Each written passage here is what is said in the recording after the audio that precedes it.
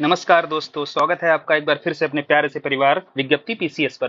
देखो यार, हमने मोस्ट ऑफ द क्वेश्चंस आपके या टॉपिक्स जो भी मेन से रिलेटेड रहेंगे ना, जीएस 1 से लेकर जीएस 6 तक सारे कवर करा दिए हैं। अब क्या बचता है, आपका इन्वायरमेंट का सेक्शन रह जाता है। और जो टॉपिक जैसे साइंस एंड टेक है, उसका अभी वीडियोस आपके पास समय कम है और उसका वेटेज भी कम रहता है, तो उसका लेकर के हमने आपको पीडीएफ उपलब्ध करा दिया है ना। तो जाइए बढ़िया से बार बार वीडियो देखिएगा। बचे हुए जो 5 दिन है आपके, इसमें जितना रिवीजन आप कर लोगे ना, उतना ही बेहतर रहेगा आपके एग्जाम के लिए, क्योंकि अब केवल और केवल रिवीजन, कुछ नया नहीं पढ़ना है। अब देखो, इन्वायरमेंट का जो टॉपिक बचता है, यह थोड़ा इंपॉर्टेंट इसलिए हो जाता है, इसलिए कराया जा रहा है क्योंकि जीएस पेपर 3 में आपका और जीएस पेपर 6 में दोनों जगह पर इसका वेटेज है। जो यहाँ पर हम आपको कराएंगे ना, बहुत जल्दी में चीजें जो है ऐसी बताई जाएंगी ना, जो कोर इंपॉर्टेंट एरियाज हैं दोनों जगह, जिससे कॉमन टॉपिक्स रहते हैं। कैसे?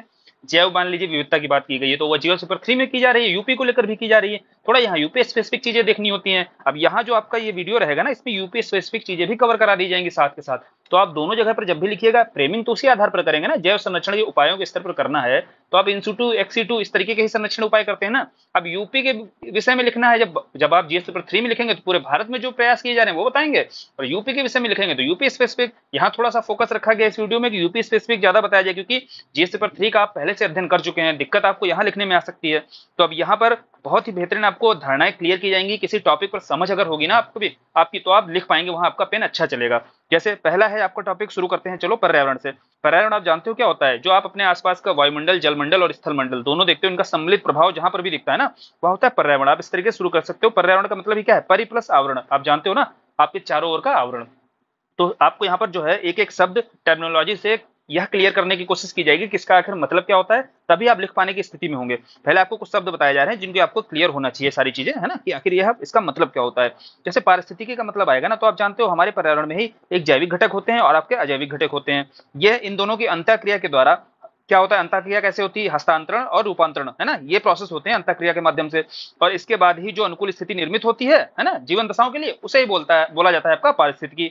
और अलग अलग आप जानते हैं, वन पारिस्थितिकी तंत्र अलग तरीके का होता है ना, और वन पारिस्थितिकी तंत्र होता है आपका, जल पारिस्थितिकी तंत्र होता है ना। और आर्द्र, जैसे कि जल पारिस्थितिकी तंत्र के अंतर्गत ही आप नदी पारिस्थितिकी तंत्र पढ़ते हैं, तालाब पारिस्थितिकी तंत्र पढ़ते हैं, आर्द्र भूमि का पारिस्थितिकी तंत्र पढ़ते हैं।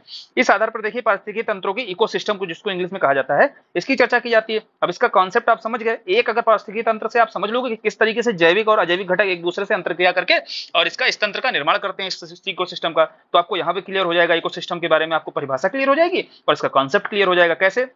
मान लीजिए यहाँ देखिए एग्जांपल समझाया गया जलीय पारिस्थितिकी तंत्र को। यहाँ देखो, जलीय पारिस्थितिकी तंत्र में आपके अजैविक घटक कौन से होते हैं? अजैविक घटक के रूप में आप जानते हो क्या होते हैं? जल है आपका, वायु है, ये सब अजैविक घटक है, यानी कि इसमें जीव ना हो, है ना, जीवन ना हो। और आपके जैविक घटक कौन से हैं? जैसे वहां के जो जलीय पादप होते हैं, जलीय जीव होते हैं। अब प्रयोग कैसे करते हैं? देखो, आपका जो जलीय पादप है ना, ये जलीय पादप सूर्य का प्रकाश लेगा, है ना, वायु जो आपको ऑक्सीजन लेता है, जल में उपलब्ध होती है, ये सारे अजैविक घटक ले रहा है। अजैविक घटक लेकर फोटोसिंथेसिस कर रहा है, और फोटोसिंथेसिस करके जब वह कोई भी प्रोटोप्लाज्म या कुछ भी निर्माण करता है, मान लीजिएगा, है ना, जब वह निर्माण करेगा, मान लीजिए पेड़ पौधे बनाता है, और वह किसका भोजन होते हैं? जलीय जीवों का भोजन होते हैं। और यह जलीय जीव भोजन लेकर के क्या करेंगे? यह प्रक्रिया को आगे बढ़ाएंगे कि नहीं, हमारे लिए एक तरीके से पोषक पदार्थ तैयार हो जाएगा। या आप ये समझिए कि जलीय पारितंत्र किस तरीके से कार्य करता है। जैविक घटक अजैविक घटक पर निर्भर है, और अजैविक घटक जैविक घटक पर निर्भर है। यह एक तरीके से क्लियर रूप से आपको समझ में आ गया होगा, है ना। चलो, अब पारिस्थितिकी तंत्र के बारे में पूछा जाएगा तो आप किसी भी एक का एग्जांपल लेके इसी तरीके की प्रक्रिया आपको दिखाई देगी, सारी होती हुई कहाँ? आर्द्र भूमि के क्षेत्र में जाओगे वहां पर, या स्थल पर जो भी जलीय आपका पारिस्थितिकी तंत्र बनता है उस पर आप बता सकते हो। तो यहाँ से क्लियर हो गया होगा यह कॉन्सेप्ट पूरा, कि आखिर एनवायरमेंट क्या होता है और इकोलॉजी क्या होता है ना, या इकोसिस्टम क्या होता है। दोनों चीजें आपको क्लियर हो गई होंगी। इकोलॉजी क्या होता है? इसका अध्ययन जिस शाखा के भीतर किया जाता है ना, लॉजी का मतलब ही होता है आपका क्या? विज्ञान। चलो आगे जो आपका है क्वेश्चन पूछा जाता है, पारिस्थितिकी तंत्र के घटक तो दोनों बताए गए आपको, एक होता है जैविक घटक, एक होता है अजैविक घटक। दोनों ही आपस में अंतरक्रिया करते हैं, उसके माध्यम से एक अनुकूल जीवन दशा के लिए एक अनुकूल स्थिति बनती है। ठीक है, अब बढ़िया कॉन्सेप्ट एकदम क्लियर हो गया होगा आपका, इकोसिस्टम को लेकर के भी और इन्वायरमेंट को लेकर भी। अब ये आप बता पाने की स्थिति में होंगे, या लिखने की स्थिति में आ जाओगे किसी पारिस्थितिकी। पहले बैकग्राउंड में चीजें यही बतानी होती है ना। फिर पारिस्थितिकी फुटप्रिंट एक आपका टर्मिनोलॉजी आती है। होता क्या है, या कुछ नहीं होता। देखो, एक व्यक्ति होता है या कोई शहर या देश, कुछ भी ले लीजिए, इसकी उपभोग की आवश्यकताओं को पूरा बनाए रखने के लिए, है ना, आवश्यक भूमि क्षेत्र को इसके माध्यम से प्रदर्शित किया जाता है।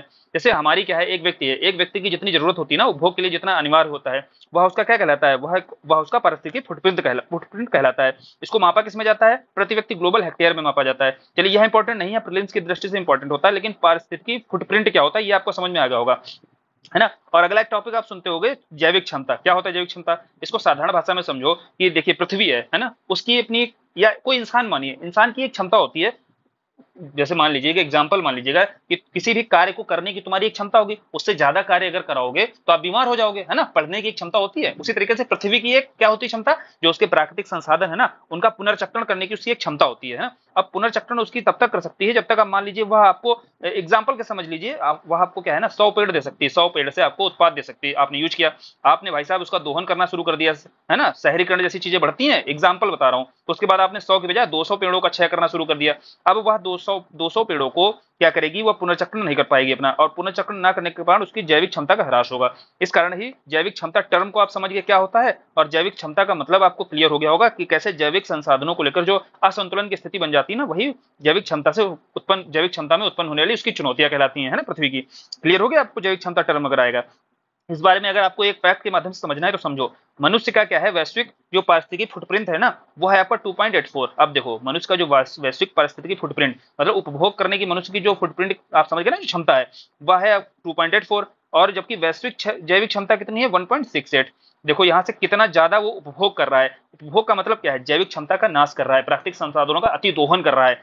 इस फैक्ट से यह निष्कर्ष निकालने का प्रयास किया कीजिए, है ना, फैक्ट मत रटा करिए। चलो यह चीजें क्लियर हो गई आपको होंगी जैविक क्षमता से रिलेटेड। अब आता है कि इतनी मतलब उपयुक्त स्थिति जो आपको बताई गई ना अभी, उसके बावजूद भी मनुष्य क्या है वर्तमान में अपनी उत्तरजीविता बनाए रखने में सफल कैसे है। तो कारण आप जानते हो, है ना, जो दोहन करता है प्राकृतिक संसाधनों का, जैसे उपभोग बढ़ा दिया उसने, है ना, 1/3 जो जरूरतें है ना वो आप बताओगे कि कहाँ से पूरी नहीं कर पा रहा है। वह लगभग बताओगे कि मानव जनसंख्या का लगभग 1/3 भाग अपनी बुनियादी जरूरतों को भी पूरा नहीं कर पा रहा है।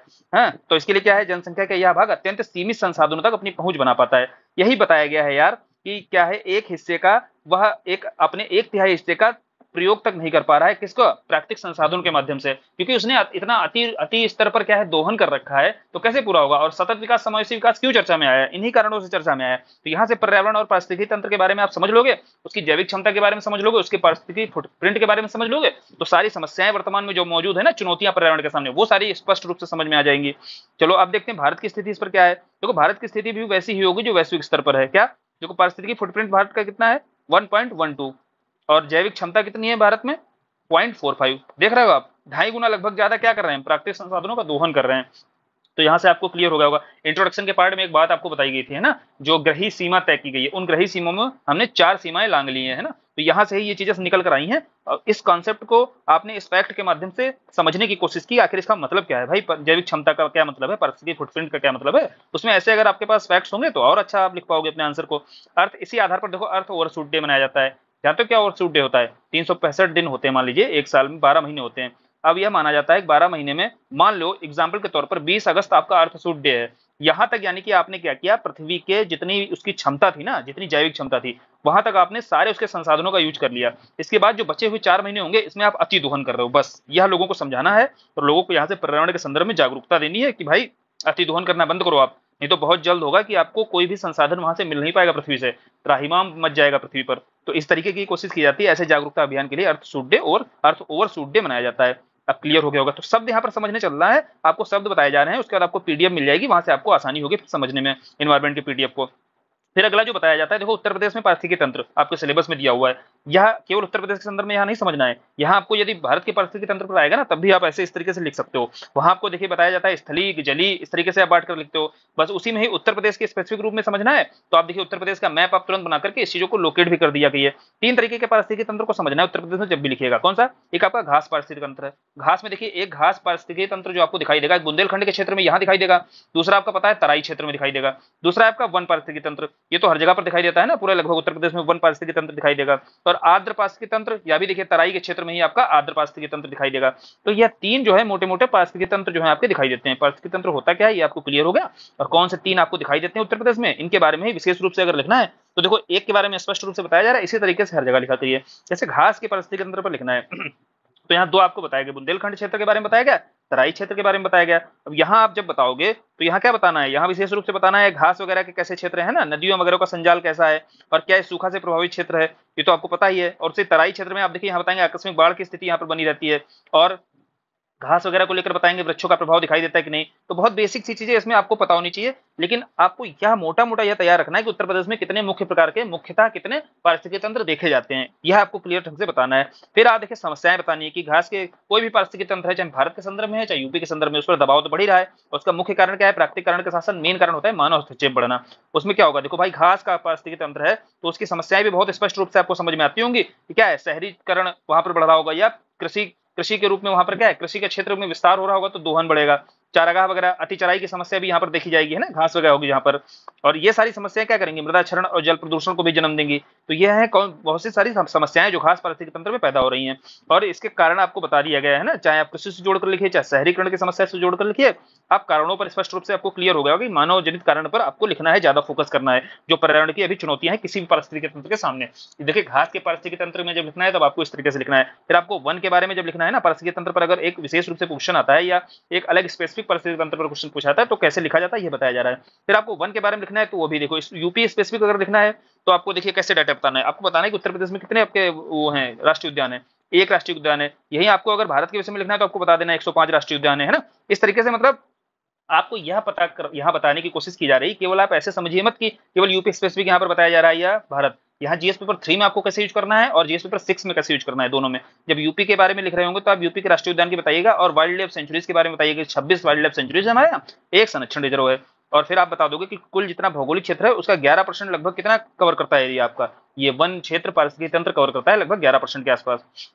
और जो डेटा है आपका आप जानते हो कि कितना है, 6% और प्लस 3 9% के आसपास क्या है आपका वन प्रतिशतता है आपकी, है ना, वन आरक्षित क्षेत्र जो बोला जाता है वो आपका 9% के आसपास है।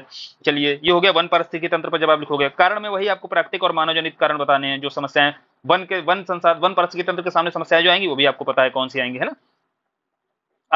अब आगे इसके आगे क्या फिर लिखना है? तीसरा देखिए आपका आर्द्र भूमि संबंधित आएगा। इसमें भी आपको क्या लिखना है? सबसे पहले आपको आर्द्र भूमि पर कभी भी लिखने को आए अलग से स्पेसिफिक तो रामसर के अनुसार जो परिभाषा बताएगी वो बताना है। क्या देखो, दलदली भूमि होती है या कृत्रिम या अस्थायी स्थायी कोई भी भूमि हो, मीठे खारे जल का लवणयुक्त जल हो, उसको आर्द्र भूमि माना जाता है। आर्द्र भूमि पहले आप बताओ होता क्या है। अब फिर रामसर ने किसे आर्द्र भूमि माना है, उसके अनुसार क्या परिभाषा गठित की है। तो तटीय क्षेत्र में वह मानते हैं, रामसर कन्वेंशन के अनुसार माना जाता है कि जिसकी गहराई लो टाइड लाइन जो होती है ना उसके समय 6 मीटर से अधिक नहीं होनी चाहिए। अब 6 मीटर से अगर ज्यादा गहराई है ना तो उसे आर्द्र भूमि की कैटेगरी में नहीं डालेंगे, है ना, वो समुद्र का ही एक भाग मान लिया जाता है। और उसके अलावा इसके साथ साथ और क्या बताया, जो द्वीपीय क्षेत्र होते हैं ना उनका जो तटीय भाग होता है उसमें आर्द्र भूमि आर्द्र क्षेत्र के अंतर्गत उसको भी वर्गीकृत किया जाता है। लेकिन बोला जाता है कि ऐसे क्षेत्रों में जल की गहराई 6 मीटर से कम नहीं होनी चाहिए ना। यहाँ भी वही 6 मीटर की एक लिमिट बनाई गई है कि 6 मीटर से ज्यादा गहरा क्षेत्र जो है आपका वेटलैंड के अंतर्गत नहीं आएगा। तो बस रामसर साइट में आपको यही याद रखना है कि कितनी मैक्सिमम लिमिट तय की गई है। अब कितने प्रकार की होती है रामसर साइट, ये इसी के अनुसार बताना है, रामसर कन्वेंशन के अनुसार। तो उन्होंने एक सागर तटीय आर्द्र भूमि बताई, एक अंतःस्थलीय बताई और तीसरी मानव निर्मित। अब हमारे यहाँ जो उत्तर प्रदेश में जब आप भारत के विषय में लिखोगे तो तीनों के बारे में बताना है, चर्चा करनी है। लेकिन जब यूपी के बारे में लिखोगे ना तो आप इसको छोड़ दोगे, क्योंकि यूपी आपका कैसा है, लैंड लॉक्ड है स्टेट। और लैंड लॉक्ड है तो आपको दो बतानी है, केवल अंतःस्थलीय बतानी है, मानव निर्मित बतानी है। फिर आपको बता देनी है आर्द्र भूमि को लेकर यूपी में स्थिति क्या है ना, वही चुनौतियां मौजूद होंगी जो आपकी भारत के स्तर पर आर्द्र भूमि के सामने चुनौतियां मौजूद हैं। और वर्तमान में थोड़ा सा डेटा बता देना, यूपी में वर्तमान में कितनी आर्द्र भूमियां हैं, 10 आर्द्र भूमियां हैं। वही जब आप जीएस पेपर 3 में लिखोगे तब बताओगे भारत में इस समय वर्तमान में 75 आर्द्र भूमि वेटलैंड्स आपकी साइट्स हो चुकी हैं, है ना। बेसिकली इसका उद्देश्य क्या होता है, इस तरीके की बताते हुए, जानकारी देते हुए, और अपने आंसर को खत्म कर दीजिएगा जब भी वेटलैंड पर आएगा। क्योंकि आपको ये समझना चाहिए कि वेटलैंड पर क्वेश्चन आपका देखने को मिल सकता है, क्योंकि सरकार का इसमें फोकस भी है वन डिस्ट्रिक्ट वन वेटलैंड, है ना, इसमें। इसलिए यूपी में वर्तमान में कितनी है, 10 वेटलैंड है। तो ये सारी जानकारियों से आप अपडेट कर देना अपने आंसर को, कंक्लूड कर देना इस तरीके से। और सारी चुनौतियां क्या है, उसमें समाधान कैसे खोजे जा सकते हैं, इसमें बता दिया गया है ना। कैसे सोचना है आपको, चुनौतियां कभी भी कारणों के स्तर पर सोचा करिए, एक प्राकृतिक कारण, एक मानव निर्मित कारण। इस आधार पर सदैव कोशिश किया करिए जानिए कि कभी भी एनवायरमेंट से रिलेटेड क्वेश्चंस को इसी आधार पर लिखोगे तो बढ़िया नंबर पाओगे। अब अब आता है अगला कि आर्द्र भूमि के क्षरण के लिए उत्तरदायी कारक, ये देखो वही बताया, प्राकृतिक और मानव निर्मित कारण आपको खोजने हैं। और आप इसके बाद पढ़ लीजिएगा, ये बहुत साधारण तरीके से बताए गए सारे। कैसे देखो, प्राकृतिक में आप जलवायु परिवर्तन और सागर जल स्तर में जो वृद्धि हो रही, वो मानव निर्मित आपको क्या बताना है, जितनी गतिविधियां हैं उसकी, कृषि संबंधित, उद्योग संबंधित, है ना, और उसका जिसके वनीकरण, वन अपरोपण जो हो रहा है उसके कारण आर्द्र भूमि में जो जल प्रदूषण हो रहा है, ये सारी समस्या कहाँ दिखाई देंगी, यहीं पर दिखाई देंगी, आर्द्र भूमि के जो संकट के स्तर पर दिखाई देगा। अब यूपी में आर्द्र भूमि की वर्तमान स्थिति की बात की जा रही है, पीछे बता रही है आपको 10 वर्तमान में आर्द्र भूमियां हैं, डेटा अगर बताना है आपको, भारत में 75 है, इस तरीके से बताते हुए। और जो सरकार का उद्देश्य है, वन डिस्ट्रिक्ट वन वेटलैंड है, ये है सरकार का ऑब्जेक्टिव जब भी वेटलैंड पर लिखिएगा। और फिर कुछ संकटग्रस्त भारत की अगर बतानी है तो उसमें देखो, डल झील आपका, लोकटक है, वुलर है और सुंदरवन है, ये ऐसी हैं जो अत्यंत क्या है संकटग्रस्त आपकी आर्द्र भूमियां हैं। अब इसके लिए उत्तरदायी कारक वही आपको कारण कारण कभी भी खोजिएगा मानव निर्मित और प्राकृतिक, ये कारण खोजने की कोशिश करनी है। फिर देखो ये हो गया आपका पारिस्थितिकी तंत्र से रिलेटेड क्वेश्चन। यहाँ पर पारिस्थितिकी तंत्र में आपको यूपी के 3 प्रमुख पारिस्थितिकी तंत्र बताए, वही भारत के संदर्भ में भी समझने थे, कैसे लिखना होता है, उन पर कैसे चुनौतियां बतानी होती हैं और क्या कारण बताते हुए फिर समाधान खोजने की कोशिश करनी होती है। अगला जो टॉपिक आपके सिलेबस में है जैव विविधता पर है। जैव विविधता पर देखिए सवाल कैसे होते हैं। पहले तो जैव विविधता के बारे में जानकारी होनी चाहिए कि एक तो प्रजाति जैव विविधता का उच्च स्तर होगा, जहां पर आनुवंशिक विविधता का उच्च स्तर होगा, है ना। वहां पर बोला जाता है कि उस पारिस्थितिकी तंत्र की विविधता जो है उच्च स्तर पर है। अपने जैव विविधता का समझे मतलब समझे आप। देखो जहां पर प्रजाति विविधता का उच्च स्तर हो और आनुवंशिक विविधता का भी उच्च स्तर हो, तो उस स्थान पर बोला जाता है उस पारिस्थितिकी तंत्र की मानी जाती है कि जो विविधता है वो बहुत अपने उच्च स्तर पर है। ठीक है। अब जब स्तर उच्च है लेकिन इसका यदि क्षय लगातार देखा जाएगा तो इसके संरक्षण की बात की जाएगी। चलिए, और अब यह भी बताया गया था जो ग्रही सीमा थी आपकी ना, उसमें से एक सीमा जैव विविधता थी जिसका भी लगातार क्या हो रहा है, सीमा वह लांग चुका है ना, दोहन के स्तर पर वैश्विक स्तर पर। जो इस आंकड़े को भी आप शामिल कर सकते हैं। तो इंट्रोडक्शन की पार्ट देखना जाकर, वहां के आपको बहुत बेहतरीन बेहतरीन इंट्रोडक्शन मिलेंगे आपको। अब जैव विविधता पर देखो कैसे यूज किया जाता है इंट्रोडक्शन को, यह भी बता दिया गया।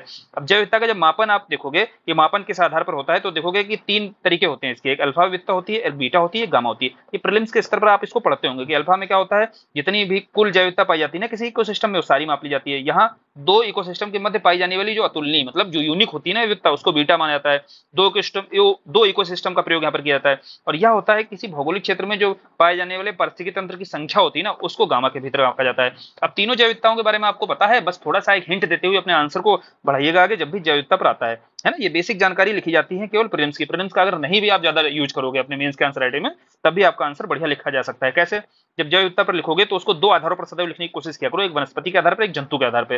भाई वानस्पतिक विविधता बतानी वहां पर कैसी है, फिर बताना है जंतु के आधार पर विविधता का स्तर क्या है वहां पर। और वनस्पति के आधार पर यूपी पे जब आप लिखना तो यह याद रखना, भारत के संदर्भ में लिखोगे तो आप वनस्पतियां बताओगे, अलग अलग एरिया में अलग अलग वनस्पतियों का क्षेत्र पाया जाता है। लेकिन जब यूपी के स्तर पर लिखोगे तो यहाँ पर आर्द्र एवं शुष्क पर्णपाती वन पाए जाते हैं, है ना। और आर्द्र पर्णपाती आपके कहाँ मिलेंगे, तराई क्षेत्र में। शुष्क पर्णपाती कहाँ मिलेंगे, मैदानी क्षेत्रों में, है ना। और तीसरे आपके उष्णकटिबंधीय कांटेदार झाड़ियां मिलती हैं, वनस्पतियां मिलती हैं, या दक्षिण पश्चिमी भाग में ज्यादातर पाई जाती हैं, जहां वर्षा की मात्रा कम होगी, है ना। इसका आपको कारण तो पता ही होगा कि ये वनस्पतियां क्यों पाई जाती हैं, इस तरीके का विभाजन क्यों है उत्तर प्रदेश में, क्योंकि पीछे आप भूगोल में इसको अच्छे से समझ चुके हो। फिर पेड़ पौधे आपके देखो वही जो मुख्य रूप से आपको दिखाई देते हैं उत्तर प्रदेश में, वही सारे यहाँ पर आपको बता देनी वनस्पति, जैसे देवदार हो गया, साल हो गया, सागौन हो गया, महुआ हो गया, आप डेली लाइफ में इसको सुनते होंगे। तीसरे औषधि महत्व के भी वन वहां पर पौधे पाए जाते हैं। अब इनके महत्व क्या है, देखो महत्व जब भी बताना है, एक पारिस्थितिकी महत्व बताना है, एक आर्थिक महत्व बताना है। 2 महत्व आपको जरूर बताना है कि हमारे भाई एनवायरमेंट के लिए क्या है महत्वपूर्ण रखते हैं, वैल्यू रखते हैं, और दूसरा क्या है आर्थिक रूप से महत्वपूर्ण है हमारे लिए, क्योंकि पर्यावरण का क्षय मतलब आपका आर्थिक क्षय भी होता है। ठीक है, यह आपने बताया वनस्पति के स्तर पर। फिर जंतु के स्तर पर जब बताओगे तो जंतु में क्या है यार, पक्षी लिखो, जंतु के बारे में लिखो, सरीसृप के बारे में लिखो, कौन कौन से हैं। और जंतु में वही जो मुख्य जंतु है ना, जितने भी आपको आप डेली लाइफ में जितने नाम सुनते हो ना, वो ज्यादातर आप यहाँ पर यूज कर सकते हो। बाघ, चीता, हाथी, है ना, ये सब आप जानते हो, इसमें क्या पढ़ने वाली बात है कोई। सरीसृप में जितने आप देखते हो, मगरमच्छ, कछुआ, छिपकली, इनको सबको बताओ। और वर्तमान दशा ये बता सकते हो कि देखो चुनौतियां क्या है, प्रजातियों का विलोपन हो रहा है यहाँ पर, है ना, और कार्यक्रमों का प्रभावी क्रियान्वयन नहीं हो पा रहा है। जो संरक्षण के लिए इनके मान लीजिए हिरन, मान लीजिए गिद्ध के लिए गिद्ध संरक्षण कार्यक्रम चलाया जा रहा है, या उसके लिए टाइगर के लिए प्रोजेक्ट टाइगर चलाया जा रहा है, इनका कार्यान्वयन नहीं हो पा रहा है, क्रियान्वयन सही ढंग से। और काला हिरन है ना हमारे यहाँ जो पाया जाता था, काला हिरन, कस्तूरी मृग है, और तीतर जैसे कई जंतु के हैं विलुप्त होने की कगार पे आ चुके हैं। तो ये सारी चुनौतियां आपको बतानी है, सारी जैव विविधता के संरक्षण के समझ चुनौतियां भी हैं, है ना। और जैव विविधता के सामने चुनौती भी यही इसी तरीके से दिखनी है। कैसे चुनौती जब लिखोगे तो वनस्पति के स्तर पर चुनौतियां बता दोगे और जंतु के स्तर पर चुनौतियां बता दोगे, कुछ अलग थोड़ी ना बताना होता है। फिर इसके समझ देखिए, अगला ही टॉपिक है चुनौतियां। चुनौतियां क्या है, चुनौतियां ऐसे पूछ सकता है क्वेश्चन कि जैव विविधता के समझ चुनौतियां बताइए, या पूछ सकता है जैव विविधता ह्रास होने के कारण बताइए। कारण आपको बताना है तो वही बताना है, कारण मानवजनित कारण पर ही पहले बताना है। फिर आपको बताना है कि देखो विकासात्मक दबाव, जलवायु परिवर्तन, है ना, पारिस्थितिकी तंत्र का क्षरण, कीटनाशकों वगैरह का प्रयोग जो हो रहा है, इससे आर्द्र भूमियों का क्षरण हो रहा है। तो इस आधार पर जितने आपको एंगल दिखे ना, मानव निर्मित या प्राकृतिक कारण भी कुछ हो सकते हैं, तो वो सब बताते हुए फिर इसके लिए बताइए कि जैव संरक्षण की आवश्यकता क्यों है।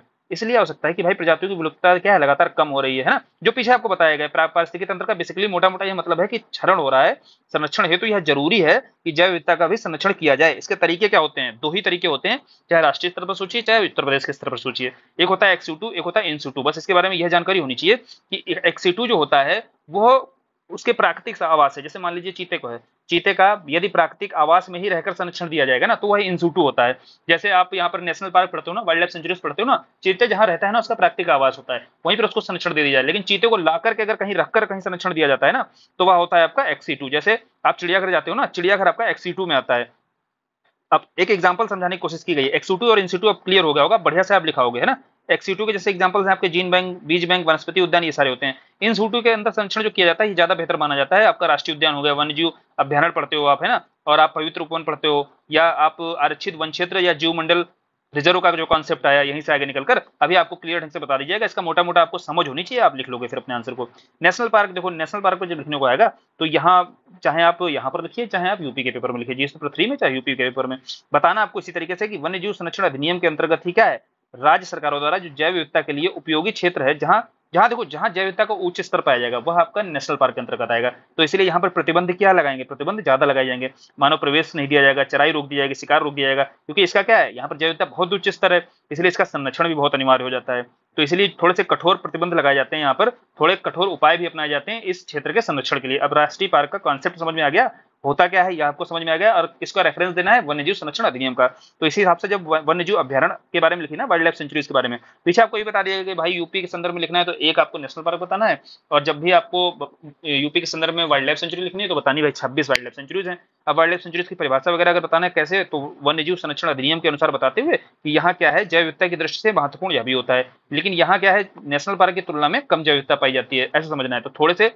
यहाँ जो उपाय अपनाए जाएंगे वो थोड़े से कम कठोर होंगे, बस ये समझ में आया यहाँ से। फिर जैव विविधता आपको बतानी है, समझ में आ गई जैव विविधता के संदर्भ में, नेशनल पार्क बता दिया आपने, और आपने दूसरा कौन सा बता दिया, वाइल्ड लाइफ सेंचुरी। तीसरा देखो एक बायोस्फीयर रिजर्व के बारे में सुनते होंगे, यह पता है आपको 18 बायोस्फीयर रिजर्व हैं, इसमें से 11 आपके क्या है, मैन एंड बायोस्फीयर रिजर्व हैं, जो मतलब वैश्विक मानक होते हैं ना आपके, उसको अगर पूरा करते हैं ना तो उनको मैन एंड बायोस्फीयर रिजर्व के अंतर्गत रखा जाता है। चलिए ये तो आपको जैव अभ्यारण्य क्षेत्र के बारे में पता चला।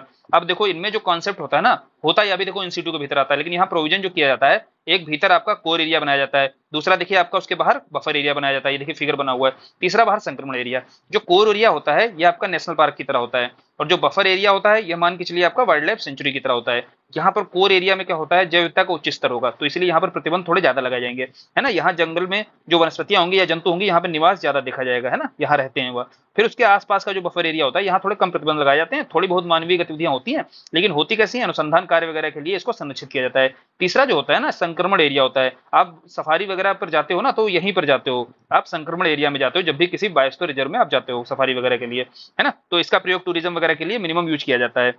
चलिए बायोस्फीयर रिजर्व का कॉन्सेप्ट आपको समझ में आ गया, ये फिगर जरूर बना के आइए जब भी।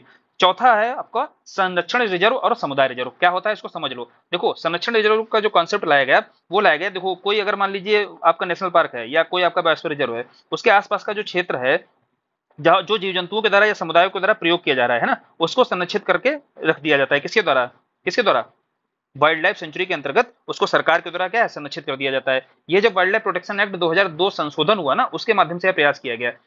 क्या प्रयास किया गया, अब समझ में आया कि समुदाय रिजर्व क्या है। वहां के समुदायों के लिए, जीव जंतुओं के लिए जो संरक्षित कर दिया जाता है एरिया उसके आसपास का, इसका मान लीजिए कोई नेशनल पार्क है या वाइल्ड लाइफ सेंचुरी है, इसके आसपास का एरिया संरक्षित कर दिया गया, तो इसको क्या बोलते हैं, कम्युनिटी रिजर्व बोल देते हैं, समुदाय रिजर्व। वहीं दूसरा जो संरक्षण रिजर्व ये क्या होता है, अब मान लीजिए कोई वाइल्ड लाइफ है, इसके आसपास कुछ लोग रह रहे हैं ना, समझना यहाँ पर, तो यहाँ लोगों को मतलब कि इस पर सहमत किया जाता है कि भाई यह जो है प्रयोग किया जा रहा है अगर जीव जंतुओं के द्वारा, तो इसको आप संरक्षित कर लीजिएगा, आप यहाँ रहिएगा, मानवीय गतिविधियां यहाँ बाधित नहीं की जाती, यहाँ पर मानवीय गतिविधियों पर रोक लगाई जा सकती है। बस दोनों में अंतर यह है, यह होता है आपका संरक्षण एरिया। संरक्षण एरिया को आप समझे, आप यहाँ के स्थानीय समुदाय से विचार विमर्श किया जाता है और इसको संरक्षण रिजर्व घोषित किया जा सकता है। अब एकदम क्लियर ढंग से समझ में आ गया जो बताया गया यहाँ पर कि समुदाय रिजर्व क्या होता है, इसका कॉन्सेप्ट क्यों लाया गया, और संरक्षण रिजर्व का कॉन्सेप्ट क्या लाया गया, क्यों लाया गया। अब आगे बढ़ते हैं, आगे देखिए क्या पूछा जा सकता है। अब X22 में क्या है आपका, बीज बैंक पूछा जा सकता है। X22 के भी कुछ आपको पता होने चाहिए ना, तरीके क्या क्या होते हैं। बीज बैंक में आप क्या होगा भाई, बीज बैंक से सीधा समझ में आ रहा होगा, जो प्रजातियां होंगी, पादप प्रजातियां होंगी, है ना, फसलें होंगी, उनके बीजों को संरक्षित किया जाएगा वहां से ला करके, है ना। और जंतु जंतु उद्यान में क्या होगा, जो जंतु होते हैं आपको पता है ना, इसके अंतर्गत आपका क्या आता है, चिड़ियाघर वगैरह इसी के भीतर आ जाता है। जो केंद्रीय चिड़ियाघर प्राधिकरण के भीतर क्या होता है, यहाँ जंतु वगैरह को उनके प्राकृतिक आवास से लाकर दूर रहकर कहीं, जैसे लखनऊ है, कानपुर है, यहाँ पर आपके हैं आपके चिड़ियाघर के नहीं, तो यहाँ पर उनको संरक्षित किया जाता है। यहाँ पर आपका ये सारे के सारे प्रोविजंस किसमें आते हैं, X22 संरक्षण में आते हैं। वनस्पति में क्या है, वनस्पतियों को लाकर संरक्षित किया जाएगा। बोटेनिकल गार्डन आपका है, भारत का एकमात्र जो बोटेनिकल गार्डन है, पहला बोटेनिकल गार्डन कहाँ पर है आपका, लखनऊ में है। ये तो आपको डेटा कम से कम पता होना चाहिए, उसके आधार किस आधार पर ये डेटा का यूज करोगे, ऐसे तो यूज करना है, इसी कॉन्सेप्ट को ही समझना है, बहुत टफ थोड़ी होता है एनवायरमेंट को समझना। अब देखो यूपी में नेशनल पार्क की बात की गई या वाइल्ड लाइफ सेंचुरी की बात की गई, एक अगर आप नेशनल पार्क को बताया जा रहा है, लिखने का तरीका बताया जा रहा है, अगर भारत के संदर्भ में आता है कभी भी या वन्य जीव अभ्यारण्य पर किसी पर भी लिखने हुआ है, तो लिखने का जो आपका फ्रेमिंग होना चाहिए इस आधार पर होना चाहिए। पहले आप उसकी अवस्थिति बताओ है कहाँ पर, और ये थोड़ी फैक्चुअल इन्फॉर्मेशन होती है इतनी, तो कुछ महत्वपूर्ण आपको वाइल्ड लाइफ सेंचुरीज पता कर लेनी है। हो सकता है स्पेसिफिक ना पूछे, लेकिन नेशनल पार्क तो आपको दुधवा नेशनल पार्क पढ़ के जाना है, इसके बारे में जरूर क्वेश्चन हो सकता है आपसे सीधा सीधा। फिर संरक्षण की प्रक्रियाओं का संचालन है ना, किस किस प्रजाति का वहां पर संचालन हो रहा है या संरक्षण के प्रयास किए जा रहे हैं। मान लीजिए कोई अगर संकटग्रस्त वहां पर प्रजाति होगी तो उसका संरक्षण किया जाएगा उस जगह पर, क्या ऐसा कुछ है? तो आपको भाई राष्ट्रीय पार्क में और जानना क्या है, यही तो जानना है राष्ट्रीय पार्क बेसिकली होता क्या है, या तो पीछे आपको बता दिया गया। अब किसी विशेष राष्ट्रीय पार्क के बारे में पूछा जा रहा है तो वहां पूछा जाएगा कौन सी प्रजातियां हैं, वनस्पतियां कौन सी पाई जाती हैं, उनके संरक्षण के लिए क्या प्रयास किए जा रहे हैं और उनको संरक्षित करने का महत्व क्या है। महत्व आपको जब भी लिखना होता है तो वहां के लोगों पर लिखिएगा, है ना, पशुओं पर, वहां प्रजातियों पर क्या महत्व पड़ रहा है ना, और सरकार पर क्या महत्व, इसका सरकार के लिए किस तरीके से महत्वपूर्ण होगा। इन्हीं डायमेंशन पर ही खोला करिए अपने आंसर को, और आंसर आपके लिए देखिए कितना आसान हो जाता है, बेहतर हो जाता है लिखना। आपको ये मेंस हो जाता है ना, उसके बाद आंसर्स को एक एक फ्रेमिंग भी कराई जाएगी, कैसे फॉर्मेट आपको लिखना चाहिए, सोचना कैसे है किसी टॉपिक पर, और पहले आपको डिस्कस करके फिर आपको क्लियर किया जाएगा कि इस तरीके की फ्रेमिंग करोगे आप बहुत बेहतरीन आंसर लिखने की स्थिति में आ जाओगे। चलिए फिर आता है, देखिए जो चुनौतियां कहाँ के लिए आ रही हैं, संरक्षित जो क्षेत्र की अवस्थिति है और इसके सामने चुनौतियां कौन सी हैं। तो चुनौतियां आपको बतानी है, एक प्राकृतिक कारण बताना है, फिर मानवजनित कारण बताना है, और जो प्रयासों के स्तर पर कार्यक्रम चल रहे हैं ना उनका क्रियान्वयन नहीं हो पा रहा है, यह चुनौतियां बतानी है। तो चुनौतियों का स्तर यही होता है, कहीं पर भी आपको लिखना है एनवायरमेंट से संबंधित, इसी आधार पर लिखा करिए। अब दुधवा राष्ट्रीय पार्क क्या बताया गया था, पहले भौगोलिक स्थिति बताओ इसकी, कहाँ पर है, लखीमपुर खीरी, तुरंत आप मैप में उसको लोकेट कर दीजिएगा कि आपका लखीमपुर खीरी कहाँ है, और ये आपको पता होना चाहिए यार, इतना तो आपने तैयार कर लिया होगा, आप इस स्थिति में होगे। और जो अब जहां पर यह है वह क्षेत्र किसके अंतर्गत आता है, अब भूगोल को देखिए कैसे यूज होता है, तराई क्षेत्र में आता है, तराई क्षेत्र में आता है तो यहाँ पर वनस्पतियां कैसी होंगी और यहाँ पाए जाने वाले जीव जंतु कौन से होंगे यह भी पता है। क्या ऐसे कोई नदी वगैरह गई है दुधवा से होते हुए, तो हाँ बताओगे भाई, मोहना और सुहेली जैसी नदियों का यहाँ पर प्रभाव देखा जाता है। तो यह आपकी जो जानकारी दी जा रही है यह बहुत इंपॉर्टेंट है, और यह दुधवा नेशनल पार्क की जो जानकारी दे दी जा रही है ना यहाँ पर, ये तो आप मान के चलिए यह क्वेश्चन रखा ही हुआ है आपके एग्जाम में। फिर बताएंगे भाई आर्द्र भूमि का क्षेत्र है तो तालाब झील वगैरह ये सब उपस्थित होगा यहाँ पर, और मानव हस्तक्षेप यहाँ पर बढ़ रहा है, कैसे बढ़ कैसे रहा है उसके कारण आपको सारे बताने हैं, क्या कारण है कि कृषि देखो क्षेत्र का विस्तार हो रहा है ना, औद्योगिक इकाइयां जो आसपास लग रही हैं उसके कारण भी यहाँ पर जो वायु प्रदूषण की समस्या, जल प्रदूषण की समस्या, ये सारी समस्या देखी जा रही है कि नहीं, वन उपरोपण हो रहा है क्योंकि शहरीकरण इन एरिया में बढ़ता चला जा रहा है आसपास के क्षेत्रों में, है ना, शिकार वगैरह की स्थिति देखी जा रही है, पशु का शिकार हो रहा है। इतने यार कारण आप लिख सकते हो कि मानव हस्तक्षेप से तो इतनी सारी समस्याएं पैदा हो रही हैं, वो सारी आपको बता देनी है कि यहाँ पर कौन कौन सी चुनौतियां पैदा हो रही हैं, और फिर यहाँ पर चुनौतियों के साथ ही यहाँ प्रयास करने हैं, प्रयास के स्तर पर आपको पता ही है किस आधार पर करना है ना।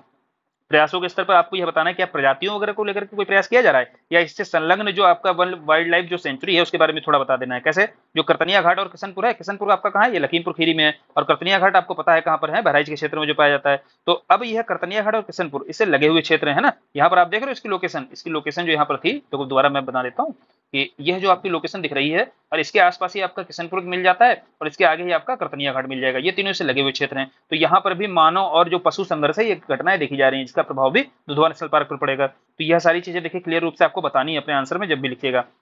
और यहाँ पर किसी प्रजाति के लिए अगर कोई संरक्षण कोई कार्यक्रम चल रहा हो संरक्षण को लेकर के, तो यह बता देना है। कैसे बताना है, तो यहाँ टाइगर को लेकर के देखो, प्रोजेक्ट टाइगर संरक्षण के तहत ना यहाँ भी टाइगर का संरक्षण किया जा रहा है, इस तरीके की जानकारियां भी आपको डालनी है।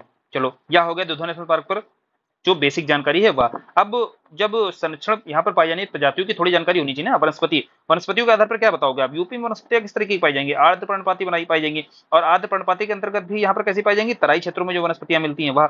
और जो आपके वृक्ष वनस्पतियां हैं, जो वृक्ष हैं, वो देखो वही महत्वपूर्ण आपके पीछे बताए गए थे ना, शीशम जामुन जो भी आप सुनते हो, बहुत साधारण नाम, वो सारे आपके यहाँ पर क्या मिलेंगे, वृक्ष मिलेंगे, और घास आपकी प्रजातियां तो पाई जाएंगी क्योंकि तराई क्षेत्र में मौजूद है। जंतु के स्तर पर आपके देखो सरीसृप में कछुआ अजगर ये पाए जाएंगे, मोर फिशिंग ईगल है ना, और बाघ हिरन। तो पशु लिखना वनस्पति लिखना यूपी के संदर्भ में क्या कठिन है, नहीं है भाई। दक्षिण वगैरह के क्षेत्रों में जो पशु वगैरह पाए जाते हैं थोड़े स्पेसिफिक नाम होते हैं, वो याद करना तब भी कठिन हो सकते हैं थोड़े, लेकिन आप यूपी में खुद रह रहे हो, सारे जंतु जो दिखाई देते हैं वो सारे लिख लो, और जो वनस्पतियां दिखाई दें वो सारी लिख दो, बस आप बता दोगे दुधवा नेशनल पार्क में किस तरीके के पशु और वनस्पतियां पाई जाती है। यहाँ पर आपने बता दिया कि प्रजातियों का स्तर क्या है, जैविकता का स्तर क्या है यहाँ पर। अब अगला देखो, अगर वन्य जीव अभ्यारण्य पर आता है तो एक वन्य जीव अभ्यारण्य यहाँ पर बताया जा रहा है कि किशनपुर के बारे में मान लो लिखने को आ जाए, भाई एग्जाम्पल एक बताया जा रहा है, तो आप बताओगे इसकी भौगोलिक स्थिति क्या है। फिर आप यहाँ पर वनस्पतियां वगैरह के बारे में बता दो, पशुओं के बारे में बता दो। तो यहाँ देखो प्रजाति विविधता आपने बता दी, प्रजाति विविधता के स्तर पर आपने घास के बारे में बता दिया, वनस्पति के बारे में बता दिया, और पशुओं के बारे में बता दिया, भौगोलिक स्थिति उसकी बता दी। फिर यहाँ चिंताएं बतानी, मुद्दे, क्वेश्चन यहीं से होता है कि मुद्दे क्या क्या है इसके सामने, चाहे वो दुधवा हो चाहे आपका कोई भी वाइल्ड लाइफ सेंचुरी हो, मुद्दे हर जगह एक समान नजर आएंगे कि चुनौतियां क्या है। तो प्राकृतिक कारण से ज्यादा चुनौतियां किसके कारण गंभीर हुई है, मानव हस्तक्षेप से, और मानव हस्तक्षेप में सारी वही चीजें बतानी है जो आपको दुधवा में बताई गई। अब इसको लेकर के क्या नियम कानून है वगैरह प्रयास किए जा रहे हैं, तो बताना है उत्तर प्रदेश में मत्स्य विकास नियंत्रण नियम है, जिसके आधार पर क्या किया गया है, कोई भी व्यक्ति चाहे औद्योगिक इकाई होगी ना, वो विस्फोटक सामग्री हो या हानिकारक रसायन हो या वायु प्रदूषक पदार्थ हो, इसका निष्कासन या प्रवेश नहीं कर सकता है इन क्षेत्रों में। ठीक है, कानून तो बना दिए गए, लेकिन कानून बनने के साथ क्या उनका क्रियान्वयन हो पा रहा है, यही तो हमारे सामने चुनौती है। और एक नियमावली भी बनाई गई है, नियमावली के आधार पर भी यह कोशिश किया गया है कि नियंत्रित करने की कोशिश की है कि वन क्षेत्रों में क्या किया जा सके, प्रदूषण जैसी समस्या या जो वर्तमान चुनौतियां हैं इसको कम किया जा सके। लेकिन ये सारी नियमावली और कानून सब कार्य तो कर रहे हैं, लेकिन क्या यहाँ पर कोई समाधान दिखाई दे रहा है, प्रयास यहाँ पर क्या सार्थक रूप से नजर आ रहे हैं, नहीं आ रहे हैं, है ना। क्यों, उसका कारण क्या है, यही बता दिया गया पीछे आपको। अब उत्तर प्रदेश में संरक्षण के कौन कौन से कार्यक्रम चल रहे हैं, तो कुछ दो चार कार्यक्रम आपको बताया जा रहा है। अगर स्पेशल रूप से क्वेश्चन आ जाता है उत्तर प्रदेश में संरक्षण को लेकर, जैविकता संरक्षण को लेकर या पारिस्थितिकी तंत्र के संरक्षण को लेकर चलाए जा रहे प्रयासों पर, संरक्षण कार्यक्रमों का चर्चा कीजिए, सवाल ऐसे आ जाए तो भाई आपको बताना है ना, गिद्ध को लेकर के, है ना, एक सारस को लेकर के, इसका जो राजकीय पशु है, पक्षी है आपका सारस है, सारस को लेकर के क्या प्रयास किया जा रहा है ना। और प्रोजेक्ट टाइगर के बारे में आप चर्चा कर सकते हो। और किसके बारे में बताना है, देखो तीन चार आपको घड़ियाल को लेकर बताना है, कछुआ के बारे में जब घड़ियाल बताना है तो घड़ियाल और कछुआ का जोड़ करके बताना है आपको, जो संरक्षण के प्रयास किए जा रहे हैं, है ना। और देखो अभी ये सारे आपको बेसिक बेसिक जानकारी होनी चाहिए कि चर्चा किसकी करनी। तो गिद्ध को लेकर जब भी आएगा तो यह बता देना है, तीन तरीके की प्रजातियां पाई जाती है गिद्ध की, लंबी चोंच वाला एक पाया जाता है, किंग है आपका, और एक इजिप्शियन बोला जाता है। तीन तरीके के गिद्ध आपके पास जाते हैं, प्रजाति पता होनी चाहिए। अब गिद्ध का क्षेत्र कौन सा है, यूपी का जब मैप बनाओगे आप तो गिद्ध का क्षेत्र आपको बताना है कौन सा क्षेत्र है आपका, जो झांसी का क्षेत्र है या बुंदेलखंड का क्षेत्र है, झांसी, ललितपुर, जालौन, इन क्षेत्रों में गिद्ध का बसेरा पाया जाता है। तो संरक्षण के प्रयास भी कहाँ किए जाएंगे, यही किए जाएंगे ना, ऐसा थोड़ी ना पूर्वांचल में उठाकर संरक्षण के प्रयास कर दो, तो इन जगहों पर ही संरक्षण का प्रयास किया जाएगा। अब गिद्ध इतना महत्वपूर्ण क्यों भाई, क्योंकि गिद्ध हमारा पारिस्थितिकी तंत्र के लिए बहुत महत्वपूर्ण होता है। क्यों, क्योंकि जैव अपशिष्टों की मात्रा को कम करता है ये, क्योंकि मृत मांस को खाता है ये, मृत मांस को खाएगा तो जैव अपशिष्ट कम होंगे, और वन्य जीव जो रोग होते हैं ना उनको नियंत्रित करने का प्रयास करेगा, है ना। ये सारी चीजें समझिए, और प्राकृतिक परिस्थितियों को संतुलन बनाएगा। अभी संतुलन बनेगा कि नहीं बनेगा, लेकिन वही अभी आपने बीच में घटनाक्रम पढ़ा होगा कि डाइक्लोफिन के कारण क्या हो रहा है, गिद्धों की किडनी फेल हो रही थी, किडनी फेल होने से गिद्धों की मृत्यु हो रही थी, परिस्थिति असंतुलन की स्थिति, परिस्थिति संतुलन जो था वो बिगड़ रहा था, और जानवरों में क्या हो रहा था, जानवरों के स्वास्थ्य में गंभीर समस्या देखने को मिल रही थी। अब देख रहे हो गिद्ध के संकट से कितनी सारी समस्याएं पैदा हो सकती हैं, इसलिए गिद्धों का संरक्षण बहुत अनिवार्य होता है, और गिद्धों के संरक्षण पर प्रश्न पूछा जाना भी आपके लिए एक स्वाभाविक स्थिति बन जाती है। तो यह आपको सारी चीजें देखिए बहुत आसानी से, बहुत कम समय में बेहतर तरीके से आपको समझाने की कोशिश की जा रही है कि समझ कैसे आपकी किसी भी विषय पर होनी चाहिए। फिर आपको गिद्ध प्रजनन केंद्रों के बारे में बताना है कि इनका संरक्षण किस माध्यम से किया जाता है, जगह जगह पर क्या है, गिद्ध प्रजनन केंद्र बनाए जा रहे हैं, और प्रजनन केंद्रों पर काम क्या होगा, देखो यार गिद्धों के संरक्षण के लिए क्या है, इनके लिए जो अनुकूल परिस्थिति होंगी, स्थितियां वो पैदा की जाएंगी, दूसरा वहां पर लोगों को प्रशिक्षित करने का काम किया जाएगा। सारे प्रयोजन इसी आधार पर बनाए जाते हैं। आप एक प्रशासक के स्तर पर सोचने की कोशिश किया करिए, तो आपको सारे प्रयोजन जो है सारे क्लियर हो जाएंगे, कोई भी कार्यक्रम होता है उसके लिए प्रयास कैसे किए जाते हैं। फिर देखो घड़ियाल के स्तर पर जब आप कोशिश करोगे कि घड़ियाल संरक्षण कार्यक्रम के बारे में लिखना है, तो घड़ियालों के बारे में पहले बेसिक जानकारी यह होनी चाहिए कि घड़ियाल रहते कहां पर है, खारे जल में रहते हैं, नहीं, घड़ियाल आपको स्वच्छ जल में रहते हैं, तो स्वच्छ जल वाला आपको पारिस्थितिकी तंत्र चाहिए। यह आपको गंगा यमुना की सहायक नदियों के क्षेत्र में दिखाई देगा, है ना।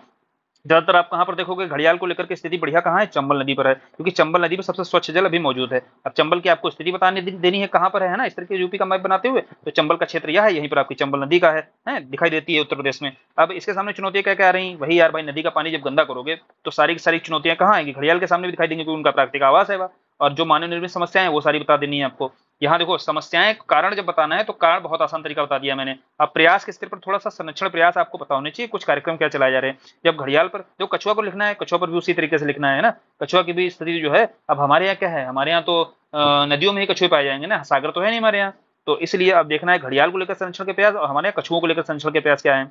पहला देखिए आपको बताना है कुकरेल जो पुनर्वास केंद्र है ना, यहाँ पर प्रयास किया जाता है घड़ियाल संरक्षण को लेकर। दूसरा, जहां पर इनका प्राकृतिक आवास है वहां पर संरक्षण के प्रयास किए जाएंगे। तीसरा देखो करतनिया घाट जो है ना, वहां पर भी घड़ियाल संरक्षण कार्यक्रम चलाए जा रहे हैं। यह तीन आपको फैक्चुअल डेटा है जो आपको हमेशा लिखना है जब भी घड़ियाल के संरक्षण को लेकर आप लिखना है। और कछुआ को लेकर के देखो, जो कुकरेल है ना, वहां पर कछुआ को लेकर भी प्रयास किए जा रहे हैं सरकार के द्वारा। और चंबल नदी में देखिए रेड क्राउन जो रूफ टर्टल है ना, इसकी रिकवरी के लिए कार्यक्रम चलाया जा रहा है लगातार।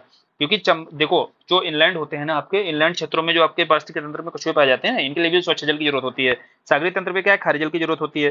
तो अब ये सारी चीजें आपको बतानी है यूपी के संदर्भ में। जब आपको बताना है तो कुकरेल के प्रयास, कुकरेल में जो घड़ियाल पुनर्वास केंद्र में जो प्रयास किए जा रहे हैं वो बताना है, और दूसरा चंबल नदी में जो प्रयास किए जा रहे हैं वो बताने हैं। चलिए घड़ियाल और कछुए को लेकर आएगा, अब आप बढ़िया स्थिति में होंगे बताने की। सारस के बारे में थोड़ा सा आपको जान लेना इसलिए जरूरी है कि सारस यूपी का राजकीय पक्षी है। और जो आपका सारस मिलता कहाँ पर है, ज्यादातर आपको जो मैनपुरी, इटावा, एटा का क्षेत्र है ना, पश्चिमी यूपी खासकर, तो इन क्षेत्रों में ही सारस की जो है अधिकता देखी जाती है। यहाँ पर सारस अधिक संख्या में दिखाई देंगे। अब इनके संरक्षण को लेकर प्रयास कौन सा, देखो सारस केंद्र संरक्षण परियोजना आपको पता होनी चाहिए कि 10 जिलों में लगभग, यहीं पर जो आपके 10 जिले हैं ना, यहाँ पर जहाँ पर इनकी स्थिति अधिक है ना, तो यहाँ पर इनके सारस केंद्र संरक्षण परियोजना चलाई जा रही है। अब इनकी समस्याएं क्या है, इनके सामने चुनौतियां क्या है, ये तो आपको पता है। चुनौतियां आपको देखो उसी आधार पर प्राकृतिक और मानवीय आधार पर चुनौतियां बतानी है। और आवासीय क्षेत्रों का एक एटलस तैयार किया जा रहा है, इसके माध्यम से पता लगाया जा सके कि कहाँ पर इनकी प्रजातियां मौजूद हैं, फिर उनके संरक्षण के प्रयास ज्यादा बेहतर ढंग से किए जा सकते हैं। ये किसी भी प्रजाति के संरक्षण के बारे में बताना है तो यह एटलस वगैरह का प्रयोग किया जा सकता है ना, उनके आवासीय क्षेत्र का एटलस तैयार करके। अब अगला आता है बाघ संरक्षण को लेकर के। देखो जानना इसलिए जरूरी है, अभी करंट में न्यूज में था, इस तरीके का इंट्रो भी बनाना है। देखो आपको बताया भी गया था वहां पर कि हाल ही में देश का जो 53वां टाइगर रिजर्व बना था, वो आपका कौन सा बना था, 52वां, सॉरी 52वां या 53वां, इतना कंफर्म कर लेना आप। जो रानीपुर था, रानीपुर कहाँ पर है आपका, चित्रकूट में। अब देखो यार, यह लेटेस्ट एकदम करंट का न्यूज थी, इस कारण से जो है आपके बाघ संरक्षण कार्यक्रम, जो टाइगर रिजर्व को संरक्षण को लेकर के जो आपका प्रश्न है, वह बनने की गुंजाइश हो जाती है। अब बाघ संरक्षण को लेकर के आपको प्रोजेक्ट टाइगर वगैरह का पूरा इतिहास बताना है, पीछे बैकग्राउंड बताते हुए इस तरीके का शुरू करना है। और फिर यूपी पर आना है। यूपी पर आते हुए आपको बताना है कि यूपी में कितने टाइगर रिजर्व हैं, आपके 4 टाइगर रिजर्व हैं। कौन कौन से, अमानगढ़ है, दुधवा है आपका, पीलीभीत है और रानीपुर है। 4 टाइगर रिजर्व प्रमुख रूप से यूपी में पाए जाते हैं, यह पता करना आपको, यह केवल जानना जरूरी होता है। और टाइगर रिजर्व देखो आपको किस तरीके से संरक्षण कार्यक्रम में आता है, इन सूटू में, क्योंकि चीते को, बाघ को क्या है ना, बाघ को उसके प्राकृतिक आवास में ही संरक्षित किया जाता है। चुनौतियां आपको देखो ये नहीं बताई जाएंगी, अब बहुत बार बता दिया। समाधान के स्तर पर देखो कुछ प्रयास आपको यहाँ पर बताए जा रहे हैं, वो आपको हमेशा शामिल करना है। एक तो प्रोजेक्ट टाइगर सबसे पहले आपको बताना है, फिर आपको देखिए एम स्ट्रिप के माध्यम से। अभी आपको पता है ना कि वर्तमान समय में जो चीतों की संख्या है कितनी पहुंच गई है, 3167। नहीं पता है ना, जाओ इंट्रोडक्शन का देखो जाकर के, वहां पता चलेगा कि अभी जो लेटेस्ट बाघ जनगणना आई है ना, उसके माध्यम से सबसे सर्वाधिक, जो विश्व में सर्वाधिक जनगणना है, सॉरी बाघों की संख्या है, वो आपकी 3167 है। कहाँ है, अपने भारत में ही है। अब इसको लेकर प्रयास कौन से ऐसे किए गए जिसके कारण इतनी तेज गति से वृद्धि देखी गई। तो देखो एक तो प्रोजेक्ट टाइगर हमने चला ही रहे हैं, 1973 से चलाया जा रहा है। फिर हम बताएंगे एम स्ट्रिप, इसके माध्यम से क्या है, गणना विधि में हमने सुधार किया है ना, इसके माध्यम से संख्या बढ़ती है। 3x2 प्रोजेक्ट जो हमारा चलाया गया, इसमें बोला गया कि 2021 तक हम बाघों की जनगणना को दोगुना कर देंगे, जिसे हमने 2020 में ही दोगुना कर दिया था, है ना, 2967 हमने पहुंचा दी थी। फिर स्थानीय समुदायों के माध्यम से भी क्या है, जागरूकता अभियान आदि को अपनाकर भी हम इसके समाधान के स्तर पर प्रयास करते हैं। वैधानिक उपाय क्या है आपका, वाइल्ड लाइफ प्रोटेक्शन एक्ट है 1972, है ना, एनवायरमेंट प्रोटेक्शन एक्ट है 1996, ये सब कार्य कहाँ पर करते हैं, वैधानिक स्तर पर, है ना, जो यहाँ पर थोड़े से प्रतिबंध लगाते हैं। चलो ये हो गया बाघों के संरक्षण के स्तर पर लिखने को आएगा, तो आप लिखने की स्थिति में हो गए होगे। अब बात आती है जलवायु परिवर्तन। अगला देखिए टॉपिक जो दिया हुआ है जलवायु परिवर्तन का। जलवायु परिवर्तन का मतलब क्या होता है, जलवायु परिवर्तन का मतलब ये नहीं होता केवल उष्मन। जलवायु परिवर्तन के भीतर क्या है, उष्मन और शीतलन दोनों प्रभाव देखे जा सकते हैं। लेकिन अभी वर्तमान स्थिति क्या है, हमारे यहाँ स्थिति यह है कि ज्यादातर उष्ण प्रभाव ही दिखता है, क्योंकि आपको पता है ना, पीछे क्लियर बताया गया कि उष्ण प्रभाव, टेम्परेचर बढ़ने से क्या होता है, ग्रीन हाउस गैस इफेक्ट पैदा होता है। ग्रीन हाउस गैस इफेक्ट के, ग्रीन हाउस गैस के जो जितने भी नकारात्मक प्रभाव हैं वो सारे दिखाई देंगे। तो अब देखो ग्रीन हाउस गैस का बेसिकली मतलब क्या होता है, आपको अगर मोटा मोटा तरीके से समझाना है तो ग्रीन हाउस गैस बढ़ना मतलब क्या है, आपका जो उष्मा बजट है ना वो असंतुलित होना। और भूगोल में बहुत अच्छे से समझाया गया था उष्मा बजट क्या होता है, कि जितनी आपकी सूर्य से प्रकाश आता है, अगर पूरा का पूरा उतना निकल नहीं पाता है ना पृथ्वी से, है ना, वायुमंडल से हमारे, तो फिर हीट बजट की समस्या पैदा हो जाएगी। क्योंकि भाई पृथ्वी जितना लेती है ना प्रकाश, और उतना वापस भी करती है। लेकिन मान लीजिए ट्रैप होकर यहीं रह गया, है ना, जितना उसका जाना चाहिए बाहर, इंसोलेशन का जो मतलब इंसोलेशन के रूप में जो प्रकाश आता है वो बाहर जाते हुए अगर पूरा नहीं जा पाएगा, तो यहाँ टेम्परेचर बढ़ा देगा। यही टेम्परेचर क्या होता है आपका, ग्रीन हाउस गैसेस की मात्रा बढ़ने से ही क्या होता है, टेम्परेचर बढ़ता है, और क्लाइमेट चेंज से होने वाली जो इतनी नकारात्मक समस्याएं हैं वो पैदा हो जाती हैं। चलो यह आपको क्लियर हो गया होगा क्लाइमेट चेंज बेसिकली होता क्या है। अब ग्रीन हाउस गैस के कारण क्या प्रभाव पैदा हो सकते हैं, क्या इसके, देखो ग्रीन हाउस गैस के सकारात्मक प्रभाव भी होते हैं। क्यों, क्योंकि एक एक सीमा तक क्या है, कार्बन डाइऑक्साइड आपको जरूरी भी होता है। अगर विकास की अनुकूल स्थितियां पैदा करनी है, आपको बना के रखनी है, तो अगर मान लीजिए CO2 की एक सीमा तक नहीं रहेगा, बिल्कुल CO2 खत्म हो जाएगा, तो शीतलन की समस्या पैदा हो जाएगी। और शीतलन भी ये क्या है, ये भी एक तरीके से हानिकारक होता है। तो इसलिए एक सीमा तक तो यह सकारात्मक रूप से, लेकिन वर्तमान समय क्या स्थिति ऐसी है, एक सीमा तक की है नहीं ना, टेम्परेचर बढ़ रहा है लगातार, CO2 की मात्रा लगातार बढ़ रही है, तो यह ग्रीन हाउस के रूप में भी जानी जाती है, ग्रीन हाउस गैस के रूप में भी जानी जाती है, ओजोन क्षरण वगैरह करती है, बहुत सारी समस्याएं पैदा होती है। उसके नकारात्मक प्रभाव क्या है, देखो पृथ्वी में अवशोषित ऊष्मा जो है उसका निष्कासन कम होगा, वैश्विक ऊष्मन की समस्या पैदा होगी, ओजोन क्षरण जैसी बहुत सारी समस्याएं पैदा होंगी। उसके कारण पृथ्वी पर, मानव पर क्या प्रभाव पड़ेगा, पृथ्वी पर, ग्रह पर क्या प्रभाव पड़ेगा, ये सब बताना है नकारात्मक प्रभाव। और इसको नियंत्रित करने के लिए ही क्योटो प्रोटोकॉल आया था, इसने निर्धारित किया जो CO2, CH4, N2O, ये सारी क्या है, इन सारी श्रेणीगत तरीके से विभाजित किया गया, ये सारी ग्रीन हाउस गैसेस हैं जिनकी मात्रा अगर एक सीमा से अधिक बढ़ती है तो क्या करती है, हमारी पृथ्वी के लिए या ग्रह के लिए खतरा हो सकती है। चलो ओजोन क्षरण का प्रमुख कारण हो सकती है। चलो फिर अगला है आपका कृषि और वैश्विक ऊष्मन से संबंधित। अब देखो कृषि पर बेसिकली क्वेश्चन जो आएगा आपका वो पूछा जाएगा, कृषि पर क्या प्रभाव पड़ेगा वैश्विक ऊष्मन का। तो आपको बहुत अच्छे से बता देना है कि फसल के पूर्व बताना है कि किस तरीके से प्रभाव पड़ता है कृषि पर। देखो फसल के पूर्व कौन सी घटना होती है, जुताई की घटना होती है। जुताई के समय पर क्या होता है, ऑक्सीजन की मात्रा अगर मिट्टी में बढ़ जाएगी तो आपको पता है ग्रीन हाउस गैस में क्या है, CO2 का उत्सर्जन बहुत अधिक बढ़ जाएगा, है ना, होगा कि नहीं। और मिट्टी, यूरिया में आपकी क्या होती है, नाइट्रोजन होती है, और नाइट्रोजन क्या है, नाइट्रोजन डाइऑक्साइड बनाएगा, यह भी आपका क्या है, यह भी ग्रीन हाउस गैस है। तो इस आधार पर क्या हो सकता है आपका, ग्रीन हाउस गैसेस की मात्रा बढ़ सकती है जुताई के टाइम भी। इसीलिए जीरो जीरो टिलेज की बात की जाती है कि जुताई वगैरह को जीरो जीरो टिलेज के स्तर पर, लेकिन यहाँ उत्पादन भी प्रभावित हो सकता है। मतलब थोड़ा सोचना चाहिए आपको, थोड़ा और डायमेंशन पर खोलने की कोशिश करना चाहिए। और फसल के दौरान क्या होता है, फसल के दौरान एक तो उर्वरक का प्रयोग करता है, वहां से एनटीओ का उत्सर्जन बहुत अधिक होता है ना, नाइट्रस डाइऑक्साइड का। फिर सिंचाई के स्तर पर, सिंचाई में आपको पता है क्या, धान की सिंचाई वगैरह की जाती है, वहां पर मीथेन, क्योंकि जब वायुमंडल की ऑक्सीजन है उसका संपर्क टूटेगा फसल का, तो वहां अपघटन की जो क्रिया होगी वहां अधूरा अपघटन होगा, अधूरा अपघटन के चलते ही क्या होगा, मीथेन बनेगी, और मीथेन ही क्या होती है आपकी ग्रीन हाउस गैस होती है, यहाँ समझ जाना है। फिर पराली दहन पर आपको सोचना है फसल के उपरांत, 3 स्टेप पर सोचना है, फसल के पहले किस तरीके से कृषि को प्रभावित कर सकता है ना ग्रीन हाउस गैस, और फसल के दौरान क्या दिक्कतें हो सकती हैं, फसल के उपरांत क्या दिक्कतें होती हैं। इस तरीके से आपको बताना है कि वैश्विक उष्मण किस तरीके से कृषि के कारण, कृषि गतिविधियों के कारण होता है ना, यह आपको बताना हो, यह क्या उपाय करने चाहिए, तब भी आपको इसी स्तर पर सोचने की कोशिश करनी चाहिए। चलो अगला है आपका सतत कृषि के लिए फिर प्रयास कौन से किए जा रहे हैं। देखो जलवायु स्मार्ट कृषि की बात की जा रही है लगातार, और स्मार्ट कृषि की बात क्या है, एक तो फसल के पूर्व के स्तर पर, फसल के दौरान के स्तर पर कैसे स्मार्ट बनाना है, और फसल के उपरांत जो पराली वगैरह है इसको जैसे जैव अपशिष्ट वगैरह प्रबंधन से जोड़कर कैसे इसको स्मार्ट बनाना है, यही आपकी होती है जलवायु स्मार्ट कृषि। जलवायु स्मार्ट कृषि का ऑब्जेक्टिव आपको समझ में आ गया होगा, पीछे क्लियर तरीके से समझा दिया गया है। अब इसको लेकर क्या क्या प्रयास किए जा रहे हैं, वही देखो पहले के स्तर पर क्या किया जा रहा है, जीरो टिलेज की बात की जाएगी है ना, जैव उर्वरक का नीम कोटेड यूरिया वगैरह का यूज करो, सूक्ष्म सिंचाई का यूज करो। अब यार इकोनॉमी वाले चैप्टर में बहुत डिटेल में इसको कराया गया है, बहुत अच्छे से आप कर लेना कौन कौन से प्रयास किए जा रहे हैं। क्या है, फसल को स्मार्ट जलवायु अनुकूल कृषि बनाने के लिए या सतत कृषि के रूप में विकास के लिए क्या क्या, सतत कृषि के विकास हेतु क्या क्या प्रयास किए जा रहे हैं, यह बेसिकली बताया जा रहा है।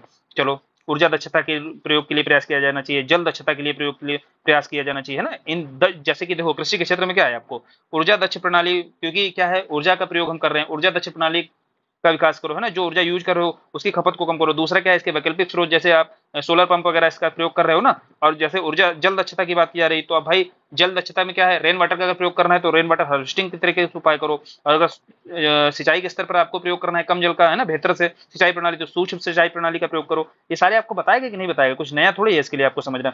जलवायु परिवर्तन के स्तर पर यूपी की स्थिति को समझना है ना, तो बताना होगा कि क्षेत्रफल की दृष्टि से हमारा चौथा, जनसंख्या की दृष्टि से सबसे बड़ा राज्य है, तो हमारे लिए गंभीर चुनौती हो सकती है ना, अगर जलवायु परिवर्तन की स्थिति का नकारात्मक प्रभाव पड़ सकता है यूपी पर। और है भी क्या है, समझाएं कैसे समझोगे। 75 जो जिले हैं उसमें से 50 आपके कैसे हैं, संवेदनशील जिले के भीतर आते हैं, तो इसीलिए क्लाइमेट चेंज का यहाँ पर नकारात्मक प्रभाव पड़ सकता है, और यहाँ पर कोई स्ट्रेटजी अपनाना बहुत जरूरी है क्लाइमेट चेंज के नकारात्मक प्रभाव को अगर साधना है तो इसी को लेकर के 7 स्टेप रेनबो दृष्टिकोण अपनाया जाता है। इसमें सबसे इंपॉर्टेंट होता है, आपको यह जानना होगा जब भी आप बताना, तो बता देना, सबसे पहले बताना संवेदनशील, सर्वाधिक संवेदनशील क्षेत्र कौन है जलवायु परिवर्तन की दृष्टि से, तो एक आपका बुंदेलखंड एरिया होगा, जहां आकस्मिक सूखा की स्थिति हो सकती है अगर जलवायु परिवर्तन को नहीं रोका गया।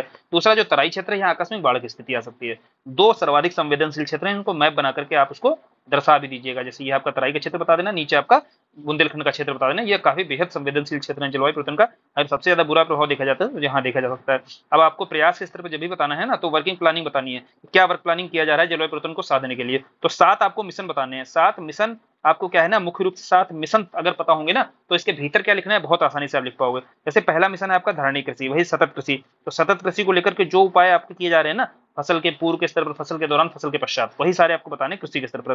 फिर सौर मिशन के भीतर, सौर मिशन के भीतर बहुत अच्छे से आप पढ़ चुके हो कि सौर मिशन को लेकर के सरकार क्या उपाय कर रही है, ऊर्जा के जो वैकल्पिक उपाय साधने की कोशिश कर रही है, खोजने की, वही सारे आपको बता देने सौर मिशन। पहला आपका कौन सा हो गया, पहला होगा कृषि, फिर सौर है, फिर ऊर्जा दक्षता की बात की जा रही है, जो ऊर्जा हम प्रयोग कर रहे हैं उसको कैसे दक्ष बनाया जाए। एक तो वैकल्पिक ऊर्जा की बात, और फिर जो ऊर्जा प्रयोग कर रहे हैं ऊर्जा दक्षता की बात। तो अभी हम कृषि से जुड़े हुए चीजें देख रहे हैं। फिर आप बताएंगे अगला, हरित उत्तर प्रदेश की लगातार बात कर रही है सरकार, है ना। हरित विकास तो हमने आपको पता होना चाहिए कि जो सप्तवर्षीय हमारे प्लान है ना, जो हमारा आगे का है ना, उसमें भी हमने हरित विकास रख रखा है। इसी आधार पर जो चौथा आपका प्लान है, वर्किंग प्लान है ना, वो है आपका हरित उत्तर प्रदेश या वानिकी मिशन को लेकर, है ना, वृक्षारोपण वगैरह को लेकर क्या प्रयास कर रही है सरकार। या फिर जल मिशन को लेकर पता है ना आपको, जल संकट को लेकर या जल की क्या समस्या है हमारे सामने मौजूद है उत्तर प्रदेश के सामने, इसलिए जल मिशन भी अत्यंत महत्वपूर्ण हो जाता है, क्योंकि ग्राउंड वाटर को लेकर क्या समस्या है, सतही वाटर को लेकर क्या समस्या है, अभी जब जल संरक्षण के प्रयासों के स्तर पर बताया जाएगा तो वह भी बताया जाएगा किस आधार पर आपको सोचना है। फिर आपको अगला सामरिक ज्ञान मिशन, सामरिक ज्ञान मिशन जो सूचनाएं वगैरह है ना, डेटा वगैरह है ना, इसको कलेक्ट करना बेहतर जो बेहद जरूरी है, ताकि जो जागरूकता जैसे कार्यक्रम है ना, इनमें बहुत महत्वपूर्ण भूमिका निभा सकता है। लोगों को कैसे जागरूक करोगे भाई कि तुम्हारे सामने क्या क्लाइमेट चेंज को लेकर नुकसान हो सकता है, जब तक आप अवेयर नहीं होगे तब तक आप प्रयास कैसे कर सकते हो। फिर सतत आवास मिशन, भाई आवास मिशन को लेकर भी बताना है, क्योंकि शहरीकरण की जो समस्या बढ़ती जा रही है लगातार, उसके कारण क्या हो रहा है, बहुत सारी चुनौतियां पैदा हो रही है, चाहे वो कृषि के समक्ष हो, चाहे वह जल संकट जैसी समस्या हो, है ना, ये सारी समस्याएं जन्म दे रही हैं किसके कारण? सतत आवास ना होने के कारण। इसलिए सतत आवास मिशन भी बहुत जरूरी है। अब ये सातों मिशन आपको अगर बताने हैं, इन सातों मिशन पर आपको दो दो लाइन, तीन तीन लाइन लिखोगे तो अपना आंसर कंप्लीट हो जाएगा। तो ये 7 मिशन बहुत बेहतरीन ढंग से एकदम याद कर लेना कौन से हैं। देखो कृषि के क्षेत्र से ही जुड़े हुए हैं। पहला आपने सतत कृषि बताया, वहीं से जुड़ा हुआ ऊर्जा है ना, ऊर्जा के स्तर पर आपने बताया सौर ऊर्जा। दूसरा आपने ऊर्जा के स्तर से ही दूसरा जुड़ा हुआ है, कौन सा है आपका? ऊर्जा दक्ष। फिर आपको क्या बताना है? फिर बताना है हरित विकास को लेकर के जो प्रयास कर रही है। फिर आपको बताना है कौन सा? हरित विकास के बाद कौन सा बताया गया था? देखो एक तो ये क्या बोलते हैं इसको, सामरिक ज्ञान को लेकर तो बताना ही बताना है। उसके अलावा आपको जल मिशन बताना है ना। आपके 6 हो गए। और सातवां आपका कौन सा था? सतत आवास मिशन। ये आसान है कि नहीं आपके लिए याद करना? बहुत आसान है। अब उत्तर प्रदेश के द्वारा क्या प्रयास किया जा रहा है जलवायु परिवर्तन को लेकर? ये 7 मिशन तो आपको बताना ही है ना। पहले सबसे पहले तो आपको यही बता देना है 7 प्रमुख मिशन के आधार पर उसकी योजनाओं का क्रियान्वयन किया जा रहा है। फिर क्षमता निर्माण के लिए भी कोशिश कर रही है, इसके साथ साथ क्षमता निर्माण पर भी बल देना है। या ऐसे भीतर ही समाहित हो जाएंगी चीजें कि ग्राम पंचायतों के स्तर पर प्रयास किया जा सकता है, स्वयं सहायता समूह या एनजीओ वगैरह इनकी मदद ली जा सकती है। और वित्त की उपलब्धता बहुत जरूरी है। अगर ये मिशन केवल पन्नों पर रह जाएंगे ना और वित्तीय उपलब्धता नहीं होगी इनके पास, तब भी दिक्कत आ जाएगी। और रणनीतिक ज्ञान, स्ट्रेटेजिक ज्ञान, ये तो पता ही क्या, मैपिंग वगैरह है ना, एटलस का प्रयोग कर सकते हो इनके लिए, है ना। जो एटलस की बात की गई थी ना कि इन स्थानों का एटलस बनाना बहुत जरूरी है, उसके आधार पर ही क्या है, मैपिंग बेहतर करके मॉनिटरिंग अच्छी की जा सकती है, तभी यहाँ प्रयास अच्छे किए जा सकते हैं। और जैवास, ये तो आपको देखो ऊर्जा वाले स्तर पर बताया गया है। और ग्रीन हाउस गैस, इसका बेसिकली उद्देश्य क्या है, यही सारे जो आगे बताया जा रहा है ना, ये सारे आपको 7 मिशन के भीतर सब कवर हो जाएगा प्रयासों के स्तर पर। नकारात्मक प्रभाव जब भी आपको डालने हुआ करे तो देखो कृषि क्षेत्र पर क्या प्रभाव पड़ रहा है, वनों पर क्या प्रभाव पड़ रहा है, जल संसाधन पर क्या प्रभाव पड़ रहा है, और सामाजिक जीवन पर वहां के क्या प्रभाव पड़ रहा है। इन एंगल पर सोचने की कोशिश किया करो और नकारात्मक प्रभाव हमेशा बताया करिए किसी भी प्राकृतिक आपदा के। अब प्रदूषण के स्तर पर जब लिखना है तो आपको वायु प्रदूषण और जल प्रदूषण दो इनको इन पर हिंट दे दिया जाएगा। और आपको जब भी लिखने को आए किसी आधार पर लिखा करिए, सोचा करिए। वायु प्रदूषण जब आप सोचते हो तो कैसे सोचते हो? पहले आप बताओगे भाई खुला वायु प्रदूषण, है ना, ओपन में, जो शहरी क्षेत्रों में, ग्रामीण क्षेत्रों में जो प्रदूषण की समस्या दिख रही है वहां पर बताएंगे।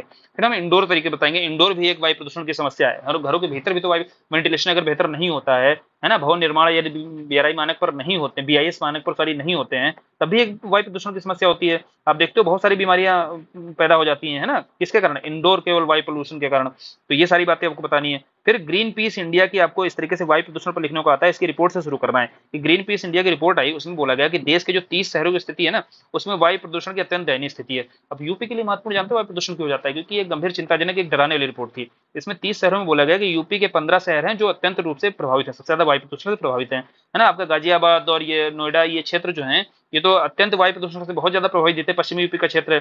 कारण भी आप जानते हो कि क्या है कारण। अब कारण पर ना जाकर के हम बताएंगे कि प्रभाव क्या है, यहाँ पर समझने की कोशिश करो। कारण आप वही मानव जनित जितने कारण है ना, या कृषि दृष्टि से, औद्योगिक दृष्टि से, है ना, सर्विस सेक्टर में भी इस कारण से बड़ी बड़ी औद्योगिक इकाइयां हैं, ये सब कारण ही वायु प्रदूषण के। अब आपको बताना है कि क्या प्रभाव पड़ता है इसका, वायु प्रदूषण का। तो स्वास्थ्य पर पहले आपको बताना है क्या प्रभाव पड़ता है ना, मानव पर जितने स्वास्थ्य पर उसकी नकारात्मक प्रभाव पड़ता है, सोच सकते हो, सारे बताना है। फिर देखो दूसरा आपको एंगल सोचना है, अर्थव्यवस्था पर क्या प्रभाव पड़ता है। भाई अर्थव्यवस्था पर प्रभाव पड़ेगा कि नहीं पड़ेगा? अब आउट ऑफ पॉकेट वे होगा कि नहीं होगा व्यक्ति का, और आर्थिक उत्पादन गिरता है, सीधी सी बात है भाई, है ना, क्योंकि कोयला वगैरह पर आगे चल के तुम्हें प्रतिबंध लगाने पड़ेंगे वायु प्रदूषण की वृद्धि के कारण ही, उससे उत्पादन भी तो डाउन होगा। और जलवायु परिवर्तन पर क्या प्रभाव पड़ेगा ये बताना है। देखो ये प्रदूषण बढ़ने से क्या है, ओजोन का क्षरण हो रहा है और अम्लीय वर्षा जैसी घटनाएं हो रही हैं, तो जलवायु परिवर्तन का भी तीव्र प्रभाव को भी और तीव्र बना देगा। ये सारे वायु प्रदूषण के प्रभाव के स्तर पर आपको सोचना है जब भी सोचना है, ठीक। फिर फिर आता है अब इसको नियंत्रित करने के लिए फिर प्रयास क्या किए जाएं। तो प्रयास भी आपको सोचने हैं उन्हीं दो एंगल पर कि खुली वायु में, मतलब ओपन जो होता है वायु प्रदूषण खुली वायु में मौजूद है, वहां क्या प्रयास करने चाहिए, और बंद वायु में क्या प्रयास करने चाहिए। तो वायु प्रदूषण के जो कारक होते हैं ना, उन पर प्रतिबंध वगैरह लगाओ, उनको लेकर के अगर साधोगे, उनको साधने की कोशिश करोगे, तो प्रयास के स्तर पर बहुत आसानी समझ जाओगे। जो वैधानिक प्रयास है वो तो वैधानिक प्रयास आपको पता ही होना चाहिए, कुछ कानून जो आपके वायु प्रदूषण अधिनियम है ना, एनजीटी है, ये वैधानिक प्रयास के स्तर पर आपको बताना है। संस्थागत स्तर पर देखो एनजीटी वगैरह का, इनके बारे में चर्चा कर देनी है।